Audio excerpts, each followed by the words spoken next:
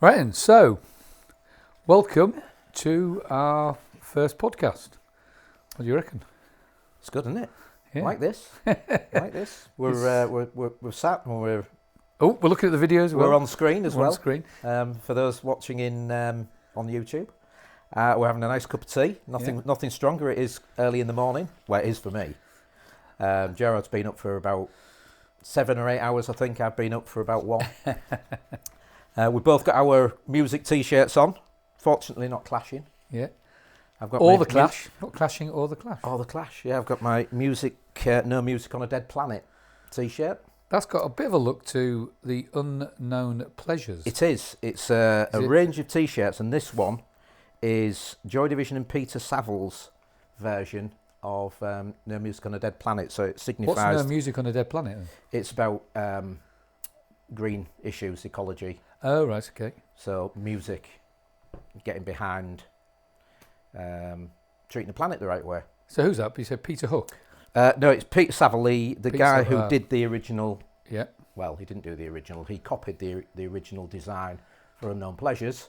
And so on this T-shirt, they've taken all the radio waves out to make it look like it's dead. Oh, So right. dead planet. So now he's the guy who designed all of the factory stuff. All the bulk of the factory stuff, Yeah, and so certainly all the classics. Yeah. So so the famous 12-inch single. Yep. You know, he designed the big 5 1/4. The Blue Monday. Yeah, Is that the one you're talking about? Yeah. One Or with the the 5 cutouts. was it 5 1/4 inch? It was a floppy it was disk. a floppy disk. Yeah. And with all the cutouts, Yeah. and all the cutouts had to be done by hand, Yeah, that's right. and so it cost more to make it than it did to sell it initially. Yeah, that's And right. so they were losing 12p, something like 12p a copy. Right. And it was the biggest selling 12-inch single ever at the time. I think it might still be. So typical factory.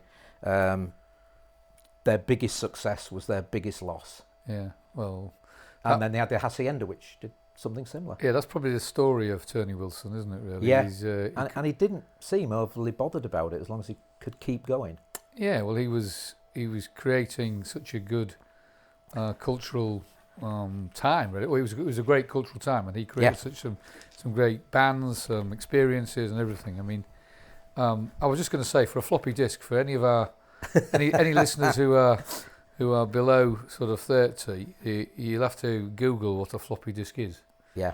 Because they won't know what it is. And the bizarre thing about the floppy disk I always found, even now I was in the age group that remembers it, is that the floppy disk was hard. The floppy disk was inside the hard bit. But you never held the floppy bit. That's right. Yeah, you didn't. Yeah, that's right. Yeah.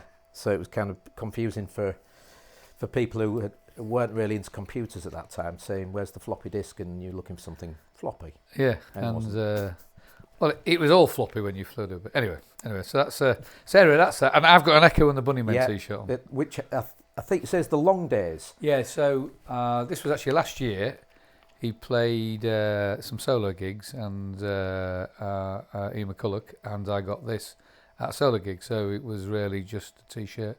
It was the first Echo and the Bunnymen gig I'd been to for 25 years, I guess. Because the way they've balanced the wording, I think, was originally from the Shine So Hard 12-inch, which was Crocodiles and Zimbo and Over the Wall, I think, from Buxton Hall, a secret gig in 1982.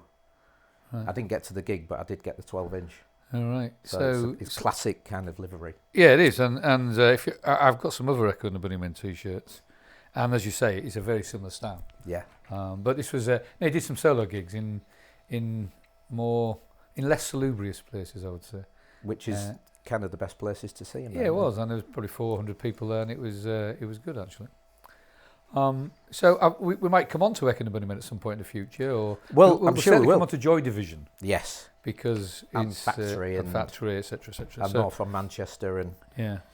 But I suppose today what we're going to try and talk, we're going to talk a little bit about probably my favourite band. Certainly one that influenced me the most, which is the Stone Roses. And we're going to try and talk about top 10s. So, this is always quite an interesting debate when you talk about a band's top 10.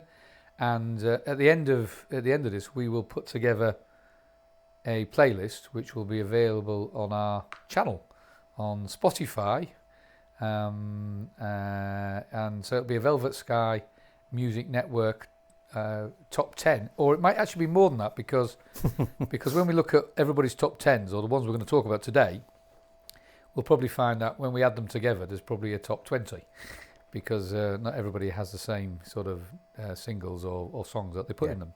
So we'll probably do that. So if you check out on Spotify, you'll be able to see the Velvet Sky Music Network Stone Roses top 10 in brackets, more than top 10. More than top 10. Yeah. The thing I find really interesting about top 10s, and it really makes it a good talking point, is that when I make up a top 10, it could, even with the same band, the next day, it could be different, because it's all on the mood.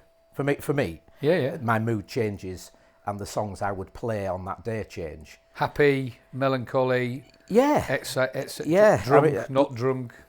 Yeah, everything. There's probably always a core in the middle of the 10, maybe 4, 5, 6, that are in there permanently. Yeah. I know there is with the Roses. Yeah. The Roses are an interesting one because they haven't got that much of a catalogue. Well, we'll come on compared to some band, like The Cure or somebody like that. So you've kind of got 30, 45 songs maximum to pick from, whereas other bands have got hundreds. So you've got less to pick from. But even with a smaller amount, it would change slightly day to day. And I got down to an 11, so I've chopped one out. But tomorrow that could be in. Yeah. Well, just on that discography, bit of research. They've had 2 albums, 17 singles, and that goes from 1985 to 2016. So 17 singles. That in 31 years. But it sounds a lot compared to the amount of albums they've had out. Yeah. And I guess they probably had a lot more singles off the albums than you would normally do. I know they had quite a few singles that weren't on albums. Correct. But they must have had quite a few, maybe at the behest of the record label, to keep churning the singles out because there wasn't much else coming out. Well, yeah, I mean, there's a whole bunch of stuff going on with that band, feuds and record label fallouts and John Squire's painting and, Which is kind of a critical part of their image, wasn't it? Yeah, it was. The whole thing was part of their image. I mean, so they formed, the Roses themselves started in 1983, but there's a couple of bands before that, and one interesting band that had they continued, actually, that would have been very interesting. We'll probably cover them in a future sort of discussion. Ian Brown started a band with John Squire called The Patrol in 1980, and 2 of the first members were Andy Cousins and Simon Wollstonecroft. Now Cousins started, that didn't really work, The Patrol. I think it was a bit punky, and I think Ian Brown was probably about 14. Yeah, he would have been pretty young in 1980. I can't remember what year he was born, but he'll have been pretty young, and he started as a bassist, Yeah. So he didn't really fancy himself as a frontman until apparently later, towards the end of the Patrol, he started to sing a bit more, because I think Andy Cousins was doing some of the singing, and he decided he wanted to be frontman, and that sort of followed him through into the sort of next bands. But Cousins started a band called the Fireside Chaps. Would you believe? Great name. With John Squire. Now that sounds, I don't know what that sounds like. It'd probably be a great name for a podcast today, actually. But that also then became The Waterfront. After the film on the waterfront. Not the Simple Minds single. Not the Simple Minds single, but it was about the same sort of time. About the same time. Early 80s. Yeah. And then Wollstonecroft, you might not know this, but he was in a pre-Smiths band. You do know it, with Johnny Marr and Andy Rook. He was the original drummer. Correct. Called Freak Party. Did you know they were called Freak Party? I didn't know they were called Freak Party. Yep, Freak Party. Apparently it was a question on Mastermind, and Wollstonecroft was listening. Who was the contestant? I don't know the contest. It wasn't a celebrity one, but somebody got asked the question, who was the original drummer of the Smiths? Yeah. And the contestant got it right. So they must have been, whether it was a specialist subject. It must have been. That can't have been general knowledge, because that isn't general knowledge. But Wollstonecroft was listening, and it inspired him to write a book about his life in music. Oh, wow. Something called about, I think it might even be called something like He Bangs the Drums or something like that. But Wollstonecraft's an interesting character because it's a name that you kind of don't really think of. But he's done sessions or recorded with all the Manchester kind of hierarchy. He's worked with, obviously the Smiths, but he's worked with elements of New Order. He was in the Fall for 2 years, right. And he's still doing stuff as a kind of session, and he's got quite a track record, but never kind of went into the major league of popularity or knowledge or whatever you call it, fame. Yeah. Well, that band then, for him, right, so he joins a band, the Freak Party, with Johnny Marr and Andy Rook. So Johnny Marr, look, he's one of the greatest guitarists of our generations. Or any generations, and certainly the stuff he did then with the Smiths, but also more latterly on his own and with other bands. With the stuff he did with a sort of combination of New Order and the Pet Shop Boys as well. Yeah. That was all pretty cool. And Andy Rourke, he was a bassist, yeah? He was bassist, yeah. And he was regarded as one of the best bassists around. Yeah, right? He was, because it was the Smiths, it was always Morrissey Marr, but a lot of credit post Andy's death, it was that it wouldn't have worked without his mercurial bass talents, and listening to some of the bass lines, they are phenomenal. Yeah. And then he went on to do free bass. Yes, he did. That's with right, Peter Hook and Manny. Yeah. Which never kind of came to much, but in theory it sounded brilliant. But three bass players. Well, I was about to say that. You mentioned Manny there, so let's just go back into the Roses then. So the lineup everybody will know is Ian Brown, John Squire, Manny, Gary Mounfield, and Alan Wren. So lead singer, guitarist, bassist, and drummer. So and that was the lineup that, as I said, everybody would know. But that's the one they really came together in 1984.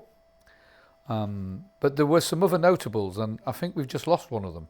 Yep. Peter Garner. Pete Garner, yeah. And literally, he's died. Today is, what's today's date? It's the 5th of December today. 5th December, yeah. 23. So, and he died recently, a few weeks ago. Yeah, it was within the last 2 weeks, I think. Yeah. So, so he's died. So. And young, 61. Yeah, 61. That is still pretty young. But as I said, the band that we know came together in 1984. And the first gig. Do you know when the first gig was? I would have thought if they came together in '84, they would have played quickly, because I don't think they were a sit-in record stuff in their bedroom type of band. I think they were get out there and play. Yeah, well, it was 23rd of October '94. That was their first sort of band, and then they started to gig in '85, and it's a shame really, but a lot of bands feel they have to go down to London. Yeah, and they did the same, but they did actually generate a massive following in Manchester, because that whole mid-80s, late 80s Manchester sort of scene was starting to develop then, and they did that. And then they released their first single, which was actually a double A-side. Now, I've just listened to them recently, actually, and So Young and Tell Me are the two tracks. And they were produced by Martin Hannett. Martin Hannett. Yeah. So the great but bizarre Martin Hannett. So when you listen to them, those two songs, you can actually it feels like it's Martin Hannett. It's a bit punky, because he did Martin produce the Joy Division and both New Order? Albums, yeah. Did he do New Order? He did Movement, but then I believe they kind of moved on from him because he wanted to keep them sounding like Joy Division. Okay. And they wanted to do their own sound. Well, so the two tracks, So Young and Tell Me, the So Young is very sort of, feels to me quite punky, feels a bit Manchester, feels early 80s, Martin Hannett, glasses on, cigarette or whatever he was smoking, and a glass of whiskey in his hand. Pistol, yeah, that's right. Tell Me, I think, is a better track. I don't know whether you've heard it recently, but Tell Me, it's on. There is an album called The Complete Stone Roses, which is like got everything. including a song. Would you call? I think it's called Pearl Bastard. Have you heard that song? I haven't. Yeah, that's an interesting track as well. It's a demo, effectively. Right. So somebody's unearthed some sort of demo, and they've found that. But I think there's two. It's a double A side. A lot of people include that as part of their best, and I often think they're probably including So Young and Tell Me probably because they're trying to be cool rather than it's great tracks. I mean, yeah. The album. This is the Stone Roses, which was actually produced by John Leckie. Yeah. And he created that first sort of. I don't know how you explain it. It's that 80s dancey, bit hippie, bit of everything sort of stuff. Bit of Beach Boys with a drum shuffle. Yeah, and because I think the first single was So Young Tell Me, and then it was Sally Cinnamon. Elephant Stone and Sally Cinnamon came sort of very, very, very close to each other. Now Elephant Stone was such a big departure from So Young. It was almost like a different band. Yeah, it was very well produced, and it sort of moved. It was really what I think the Stone Roses, became effectively. And it was. And neither of those are on an album. No. Elephant Stone. None of them. It's So Young, Tell Me, Elephant Stone, and Sally Cinnamon. None of them are on albums at all. I don't know the timeline of when Pete Garner left and previous drummer left, but it sounds like a Manny Rennie influence between So Young and Elephant Stone, Sally Cinnamon. It's as if the backline changed and made it that completely different. With that, you mean the bass and the drums? Yeah, bringing changed in the sound of the band. That broader sound, and taking them away from the sort of maybe the thrashing drums for the punk. The kind of standard rock band. Yeah, kind of standard punky rock band. Yeah. Another interesting thing from the period of time was that there were well-known kids in Manchester apparently, and what you mean the band? The band were they were kind of on the scene. Yeah, and there was 2 or 3 venues called the International, 1, 2 and 3, different sizes, different parts of town, and I think his name was Gareth Evans. He was the manager stroke owner of the International 2, might be the 1, and he wanted to manage the Roses. Right, okay. So they were always good for a venue.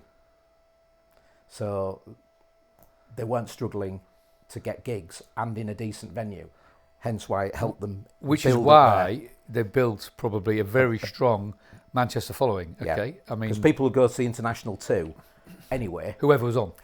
Yeah, yeah. Smiths played there quite a few times. In fact, they might have even played their first gig there as a 3-piece without a drummer. Yeah. But they had a dancer as well. Smith's first gig, interesting one. A bit like Bez, you mean, from the Mondays? And Kreza from the Roses. Kreza, yeah. Kreza. Stephen Creswell? No. Anyway. We'll just call him Kreza. So that helped build their popularity, or helped them build their own popularity by being visible a lot. Yeah, well, I think they were playing in London because they were getting put on at Dingwalls and all that. Yeah. There was probably there was a rota at the time of where people tried to get them, particularly, in fact, I think they were playing in London when they got spotted by the team behind, which later became Silvertone. But they had built up quite a robust following, and you can imagine in those early gigs. I never went to those early gigs in Manchester, and I can imagine they were pretty energetic. It'd have been like an early Joy Division or any of the early punk sort of stuff. It'd have been sort of building up quite nicely. It's strange in a way that a band that was so obviously Manchester born and bred and becoming big in Manchester slipped through the factory net. Now, I'm not sure whether they were offered a single on factory or not. I seem to have something in the back of my mind that says they were, but turned it down. But that's the Smiths and Roses are the two that got away from Tony Wilson. Interesting enough, had he had those two, factory would have survived. It might have actually. Actually, the Roses might have killed them off quicker than the Mondays did. Quicker than the Mondays. Well, I think the Mondays were a different sort of outfit. I mean, Sean Ryder et al. At the time, and what they were sort of getting up to was a fairly different. I'm not sure Fats would have been able to cope with 6 years between an album for the Roses, though.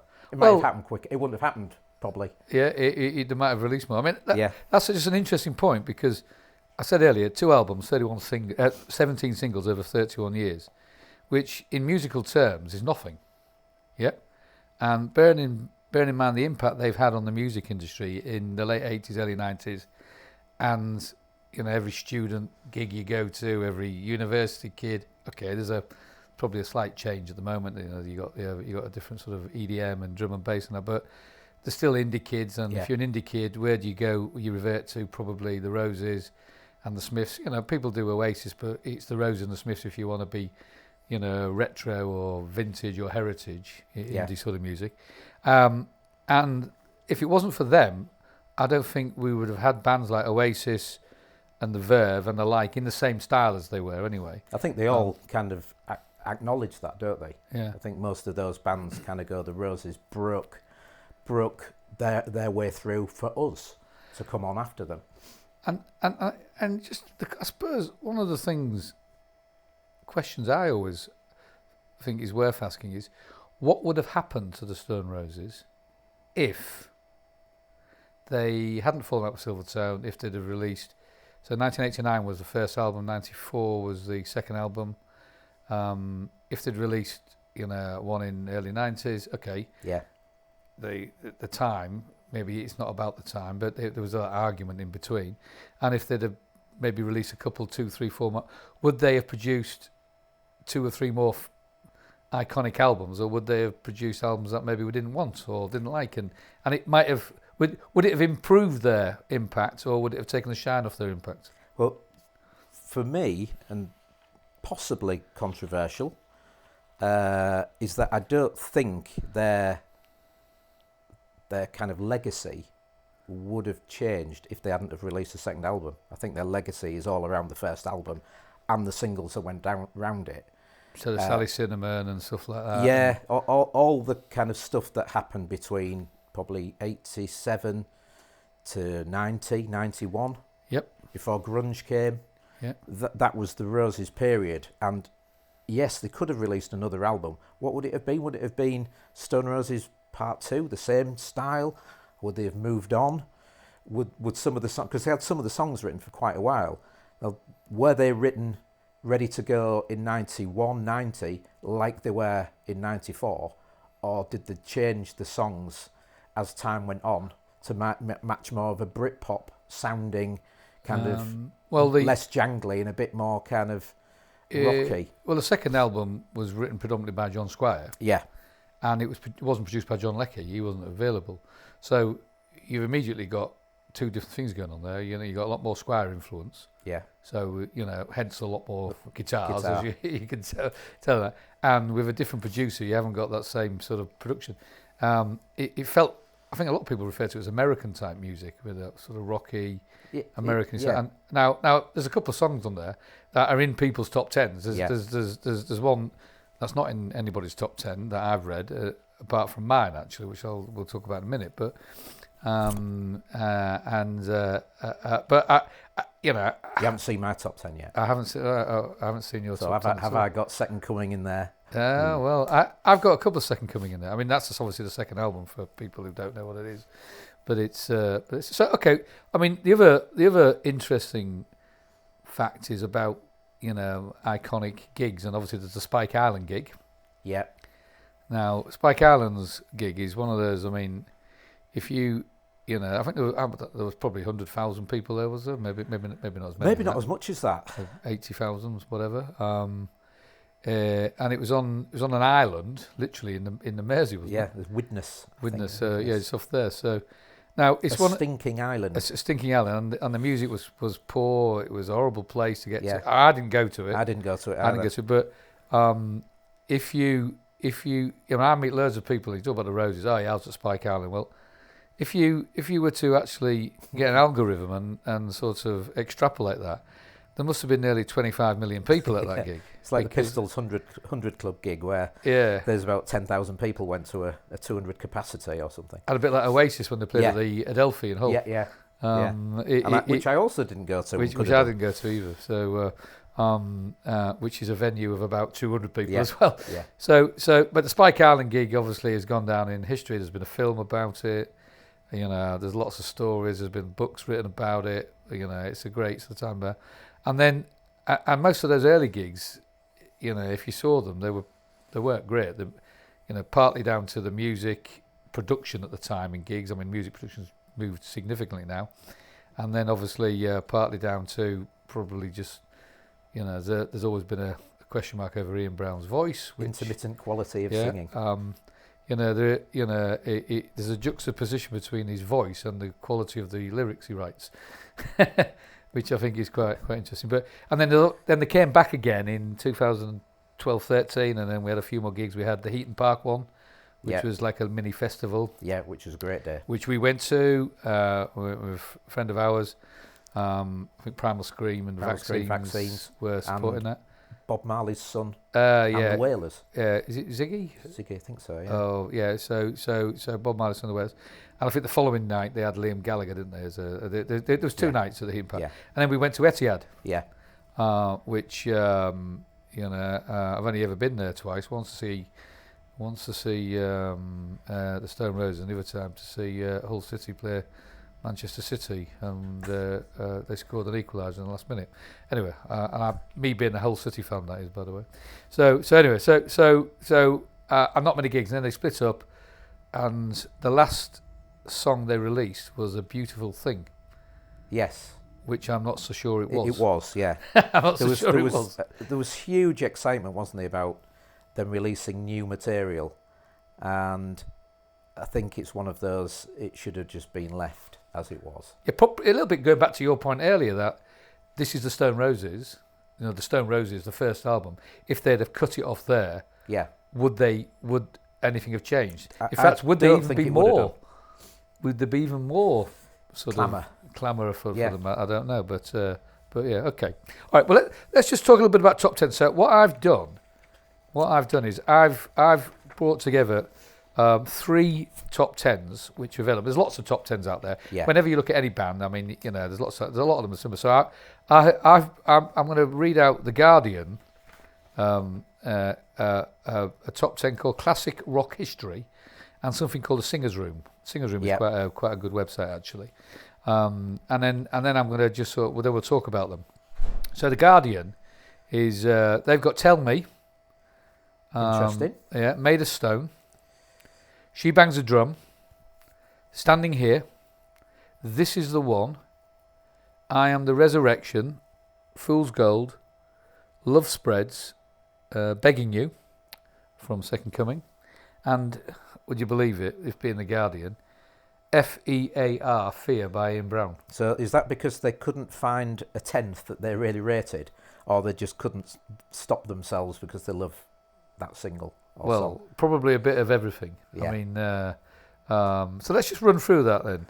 So obviously we won't bother with. I mean, by the way, Fear by Ian Brown is a brilliant song. It's fantastic. Yeah. It's you know to write a song where each line, you know, is with the initials FEAR. Yeah. You know, without it sounding too contrived. As well. And great melody. But anyway, we're not talking about Ian Brown. So we're talking about Ian Brown in the context of the Stone Roses. Yeah. So Tell Me was the debut single. Now, we covered it a little bit earlier. I think they've included that possibly because I want to be cool. I'm the Guardian. I've got a cardigan on. I've got my, you know, I'm a little bit, you know, socialist or whatever I am in my views. It could be I was there at the time. I was an early Roses, fan blah, blah, kind blah, of thing. So. Because I can't see how anybody can actually see that in the top 10 when you look at what they've left out. Interesting enough, it's better than So Young in my opinion. Yeah, but it doesn't make it into. It doesn't make it. It doesn't make it. So it's the best song on that double A-sided single. And now, if you're listening on the podcast, you won't notice. But if you were to catch us on the video, you'd have just seen our My dog just walk in and out. Arthur. He came in, he was listening to what we said, but decided we obviously weren't good enough. So he's actually left a bit of paper with his top 10 on it. He's left his top 10 on here. Thank you, Arthur. The next one, Made of Stone. So it's off the first album. Yeah. Great song. It's a great song. Yeah. She Bangs the Drum. Can't argue with either of them being in the top 10 Yeah, She Bangs the Drum. Standing Here. Yeah. It's an interesting one. Yeah, not one that was banging on the door of my top 10. Why not? Just wasn't. Just isn't. I guess I'm looking at it, which do I want in, rather than which am I just kind of going, no, that immediately doesn't fall in my plans. And I had an immediate 11, right? And that wasn't in it. Okay. Next one. This is the one. Now, as it happens, that's my second ever favourite. Is it? Rosie's song.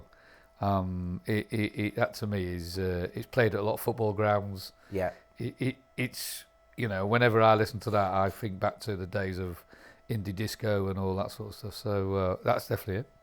I'm the Resurrection. I don't know how you couldn't have that one in there. No, with the reprise at the end, it's just a dance floor classic. It's just a classic, full stop. What a way to end an album, and a brave way to do such a long song on your debut album. The lyrics are great. The whole tune. I mean, it's the full anthem. It's the full anthem. Resurrection. What an anthem. I do think they produce quite a lot of anthems. Yeah. I mean, indie is renowned for its anthems, indie music, and I think they're up there in the top 3, 4, 5 bands to produce them. A certain gentleman called Noel, he knows what an anthem looks like, he did. He's written a book on that. That was driven, I think, by the Roses and his kind of love for the Roses. Yeah, I think it probably is. What they could do with an anthem. Fool's Gold. I think you have a view on Fool's Gold, don't you? I love Fool's Gold. I think, and I don't know if it's just me who feels like this, but when a band has a song that is kind of the turn to song by everybody, be it on the radio, be it in a nightclub, at a house party, Fool's Gold tends to be the Stone Roses song. Yep. And so for me, it's overplayed. So it tarnishes it a bit for me because I'm not wanting to necessarily hear it. I'd rather hear something else. Doesn't take it away from being a brilliant song. I feel the same about Love Will Tear Us Apart. It's the Joy Division song, everybody plays it. Or if you say what's your favourite band? Oh, Joy Division. Oh, Love Will Tear Us Apart. Well, yeah, but. So Fool's Gold falls into that for me. Still love it. Will it be my top 10? We'll see in a few minutes. Okay. Love Spreads. Great track. Yep. Surprisingly maligned, I think, because I don't think that's... Because it's off the second album. I don't think it's too far away from sounding like it could have been on the first album. With a bit of a turn down on the distortion pedal. It could have fitted. Quite guitar-y, to be fair. It's very guitar-y, but it feels like a link between the two albums, whereas the rest, or quite a lot of the second album, went much further away. Okay. And it was the opening single, wasn't it? It was the pre-release single before the album came out. Begging You, off the second album. Yeah. Good track. Very good track. And then they put Fear, as I said earlier, we're just discounting that. So, okay, so there's some stuff in there we like. So that's classic rock history. So they've got a slightly different one. They've put So Young in as one of theirs. So that's the first.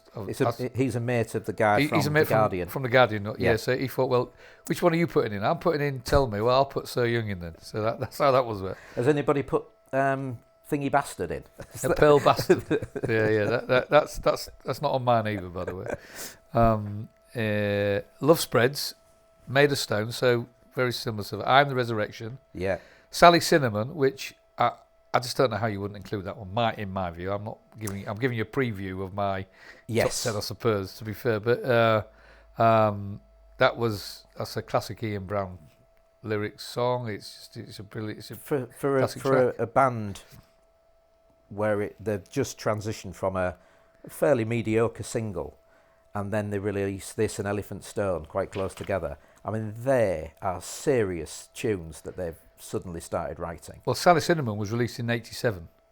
Yeah. And Elephant Stone in 88. So Sally Cinnamon was a move from So Young Tell Me, the punky sort of stuff, into that indie, probably that sound that we sort of recognise very much off the first album. Yeah. And then Elephant Stone was a different again. And then the first album sort of had a bit of both. A bit of both, yeah. You know what I mean? Elephant Stone felt like it was a different band when I first heard it. It was good to hear, because you kind of seen that the band had a bit of width to it. Yeah. I mean, you could argue that the first album doesn't have width, but it does, serious width. But it all feels the same. Yeah. But there's some width in the styles. But those two singles are quite different. Yeah, they are. But both such strong songs. They are, and they were both before the first album. Yeah. 87, 88. So this is a band who is building up a local following, and is becoming known. Probably had the deal in place to record the album, but to put something out as strong as Sally Cinnamon, just superb. Yeah, brilliant song. 10-Story Love Song, which is off the second album. Waterfall off the first, which that gets played a lot actually. I think it's a great song.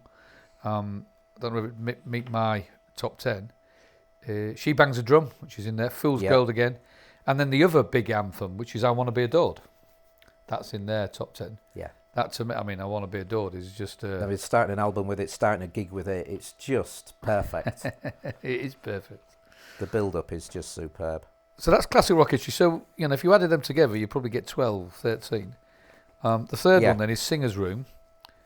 They actually... I think they put theirs in order actually. The others are not really particularly in order. But, okay. So the two professionals who put Tell Me and So Young weren't saying that that was their number one. No, song. No, it was a top 10. A top 10. Singer's Room. I Want to Be Adored. Fool's Gold. Waterfall. She Bangs the Drum. Made of Stone. This Is the One. Love Spreads. 10-Story Love Song, Elephant Stone, and Sally Cinnamon. So that's the first Elephant Stone out the three. That's the first Elephant Stone out the three. And all the others have been included in the other two. And they haven't included the debut, So Young and Tell Me. Yeah. So they've probably assessed it as part of their starting position. Yeah. Shall we say? But look, you know, we've talked about those songs. So there are three top. So, you know, I suppose we'll cover mine and then yours, and we'll sort of talk about it just for a minute or so. I mean, the first thing I wanted to say is the three songs I like, which are missing from those. From those so far. And the one that's the standout track that comes out of those for me that is missing is Mersey Paradise. Yeah. Yeah. You know, whether it's a you know, if you read about the background of it, is it a bit of a tongue-in-cheek go at Scousers? Is it talking about a newspaper event about a murder in the Mersey? You know, these are all on the internet. These aren't Ian Brown saying any of these things, so we don't know. But that to me, you know, is absolutely one of the classics.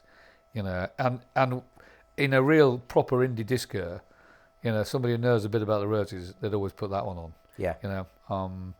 You know, rather possibly than Fool's Gold, actually. So, well, yeah, it's the overplayed bit, isn't it? Yeah. If you're trying to appeal to the broadest audience, you put Fool's Gold on, because you'll get some people who weren't Roses fans but remember hearing it, and they'll get up and have a jig. And they'll have heard it several times. They'll have heard later, it before. They'll know what it is. Because, as you say, but if you're a real Roses fan, I think, you know, Mersey Paradise would put you on the dance floor. Or if you were a bit of a pedant like myself, you would want to keep those people off the dance floor and just isolate the dance floor for people who really really know their stuff. What, because you need the room, you mean, just to do you need the room. just to do your daddy dancing. So that was missing for me. Yeah. Tightrope off Second Coming missing for me. Interesting choice. I really like that song. And it starts off quite slowly, but then it builds into something for me. So I would have that on. And the other one, it's a B-side actually. Or is it? No, sorry. My third one that is missing from theirs is What the World is Waiting For. It was originally the A-side, wasn't it? Yes, that's right. Yeah. On Fool's Gold. On Fool's Gold. Yeah. So and that to me is another classic. It's so different to the Fool's Gold and the Elephant Stone, but it's a classic thing. So I would have those three. Those three. Yeah. Plus from the others, this is the one. It's my second favourite. My second favourite Roses. I Am the Resurrection. I Want to Be Adored, because who doesn't love a good anthem? Fool's Gold, because albeit it's overplayed, it's still a great anthem for me. Sally Cinnamon, Begging You. Song for My Sugar Spun Sister, which wasn't picked by anybody which else wasn't picked either. by anybody, and that, yeah. If you remember the days when we back in the 80s, Gerard, when we used to go to Spiders, that was a classic Spiders track. That when it first came out, and that is fine. Followed up by the other classic one that was played was She Bangs the Drum. So I've actually listed 11 there. So if you pushed on it, if I pushed on it, if I wanted to be real tight on exactly what I was going to do, I would either take Fool's Gold out because of the points you made earlier, and or What the World is Waiting For, depending on how I felt. As you said earlier, it depends how you feel on the day, etc. But yeah, that's my 11-10. I mean, it's really interesting to get the ones that didn't get in, the others, Sugar Spun Sister and Tightrope particularly, and Mersey Paradise. Yes, and What the World is Waiting For. Yeah, I'll go through mine now, and the reason I didn't mention Mersey Paradise is because it's in mine as well. Yeah. Whereas Tightrope and What the World is Waiting For and Sugar Spun Sister aren't. Okay. So mine, I kind of went straight in with I Am the Resurrection. This was my freehand list before I started making sure I was covering all the bases with the albums. So I went in with two songs, which are my two favourites, Resurrection and 10 Story Love Song. They were straight in. Didn't need to think any further about that. Pretty anthemic, both of those. Yeah, one from each album. Yeah, that's good. Fool's Gold, even with the fact that I said I heard it too much, it's been more objective about it. Subjective. It's just too good and too important a song. I mean, that was the song that really kind of pushed home that Rennie shuffle drum, which just everybody tried to copy, and it's not that easy. Yeah. Says me as a drum machine user. I did have One Love in. That was my number 11. Okay. So I've hatcheted that. Want to Be Adored. Yep. This is the one. Mersey Paradise. Made of Stone. Love Spreads. Sally Cinnamon. And my only one that hasn't been picked so far is Breaking Into Heaven from the second album. So that's the first song? First song. With that massive intro. I just love that long It's got a massive build. Yeah. With it felt all like sorts of howly noises and things, and then it felt like he was recording it in a zoo. Yeah, because he's got all those birds, and then they then there's all the background. Then it just goes into the song. Yeah, but I said 9 minutes, 10 minutes. Yeah. I don't even know. It's an extremely long song. So okay, right, and that makes my 10. Okay, so I haven't added them up, but we'll do that. We're going to put a combination playlist together, which will be available on our channel, Velvet Sky Music Network. So it will be called probably VSMN Stone Roses Top 10 in brackets plus others. Will we be having Tell Me and So Young on it? Well, we have to, because we're going to put everybody's top 10 on it. Do we have to? Well, Can't we change do. The rules. We do. You have to spoil my playlist for fun. Interesting enough, they're not on. Neither of those are on Spotify. Aren't they? No, they're not. You have to go hunting for them on YouTube, actually. Oh, right. Okay. But we can. So we might just have to work out how we're going to do that. So anyway, but we're going to put together, or we're going to try and combine them. So then we've got it. So that's it really. So that's our top 10 on the Stone Roses, plus probably a quarter of an hour of other stuff at the beginning where we sort of covered it. So and there'd be a lot more to go at as well. You could kind of spend a long time talking about the inactivity of the Roses and everything that happened, couldn't you? Correct.